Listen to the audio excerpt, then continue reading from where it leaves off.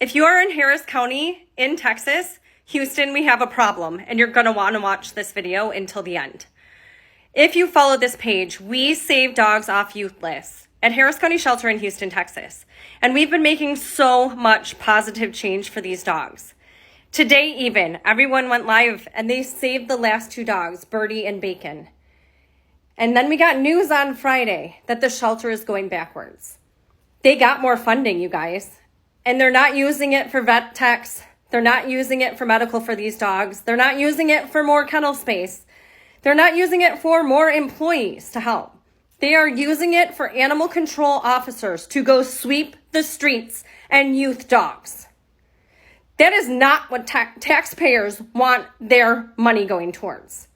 If you care about dogs, all the people I've spoken to have said that they thought when people call in these dogs and they get picked up, that shelter means that they are helping and saving the dogs. That is not true. They've now taken it down to 15 days. So half of what these dogs had before, if you've seen the videos that I have posted recently, these dogs have shirts on. They have collars on. They have leashes still attached to them. These are people's pets. And they won't even know their animals are in there. And on Monday, Wednesday, and Friday, they can just randomly youth them. 6 months ago, someone very high up in Texas reached out to me and said, I want you to get ahead of this, but I'm letting you know what's going to happen. There are people that do not want pitties making out of the shelter. I took it with a grain of salt, and now we've seen it go in that direction. And now with these new rules, we know people in the shelter don't want pitties to make it out. And now they can go and pick and choose them not making it out at random. In fact, the list we got on Friday has 200 dogs in it that have been there over 15 days. Now the networkers have to guess. The volunteers have to guess to see what dogs will be on there. There won't be a list. They can just pick and choose every Monday, Wednesday, and Friday. There won't be deadlines. There won't be any way for us to know. It's not okay. We have got to get ahead of this. We need to email commissioners and above. I will compose a new list, you guys, especially if you're in Harris County in Houston.